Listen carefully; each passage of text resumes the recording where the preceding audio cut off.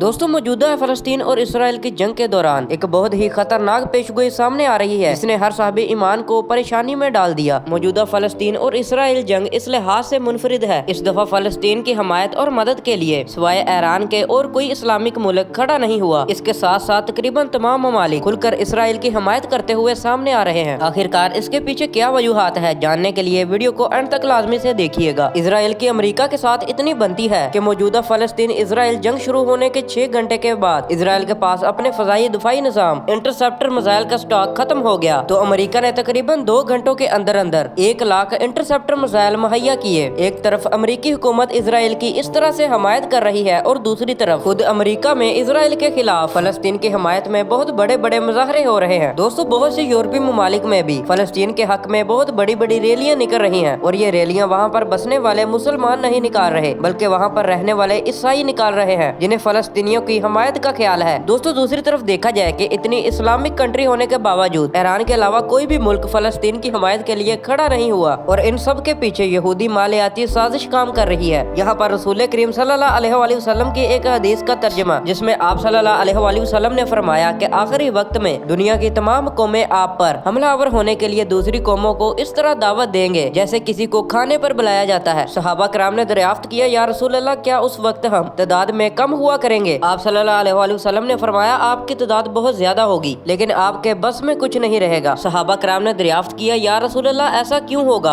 आप सल्लल्लाहु अलैहि वसल्लम ने फरमाया, ऐसा इसलिए होगा कि तुम्हें वहन की बीमारी हो जाएगी। इस पर सहाबा ने दरियाफ्त किया, या रसूल अल्लाह ये वहन की बीमारी क्या है? तो आप सल्लल्लाहु अलैहि वसल्लम ने फरमाया कि दुनिया की मोहब्बत और मौत वहन है। दोस्तों अब के हालात को देखा जाए तो आज हो भी ऐसे ही रहा है। किस तरह यहूदियों ने इस्लामी ममालिक तक को पैसे की उलझन में इस तरह उलझा रखा है कि आज मुसलमान के लिए ही नहीं खड़ा हो पा रहा, और ये सब कुछ अचानक नहीं हो रहा, बल्कि इसके पीछे यहूदियों की 100 साल पुरानी मेहनत शामिल है, और ये 100 साल पुरानी मेहनत का फल इन्हें इस जंग में देखने को मिल रहा है। इसराइल का कहना है कि हम फलस्तीन के इंसान नुमा जानवरों से लड़ रहे हैं, हम इन्हें मिटा कर ही रहेंगे, लेकिन इस बयान पर भी किसी इस्लामी ममालिक की तरफ से कोई चूं चढ़ा तक की आवाज नहीं आई। सारे मुस्लिम ममालिक अपनी अपनी मस्तियों में मगन है। इन्हें ये डर है कि अगर हम फलस्तीन के साथ खड़े हुए तो हमारे ही पेट पर लात न पड़ जाए। ये वही दुनिया से मोहब्बत और मौत का इशारा है जो नबी करीम सल्लल्लाहु अलैहि वसल्लम ने फरमाया था। दोस्तों नबी करीम सल्लल्लाहु अलैहि वसल्लम का इरशाद है कि जब दज्जाल इस दुनिया में ज़ुहूर कर जाएगा तो बहुत कम लोग ऐसे होंगे जो उसको पहचान पाएंगे और इसके खिलाफ खड़े होंगे। बाकी सब के सब मुसलमान दज्जाल की फौज के साथ खड़े हो जाएंगे। अब आप इस्लामी दुनिया का भी तस्वर कीजिए, आखिरी जमाने की तमाम बड़ी बड़ी निशानियाँ पूरी हो चुकी हैं। ज़ल्ज़लों और आफात की कसरत, लाइलाज बीमारियों का आना, मौत से नफरत, दुनिया से मोहब्बत और दीन से दूरी, तमाम बातें हम अपनी आंखों के सामने रूनुमा होते हुए देख रहे हैं। अल्लाह पाक हमें अपने हिफ्ज़ो ईमान में रखे। उम्मीद करता हूँ कि आज की हमारी वीडियो आपको पसंद आई होगी। वीडियो को लाइक कर दें और चैनल पर नहीं हो तो सब्सक्राइब कर दें ऐसी मजीद वीडियोस देखने के लिए। अल्लाह हाफिज।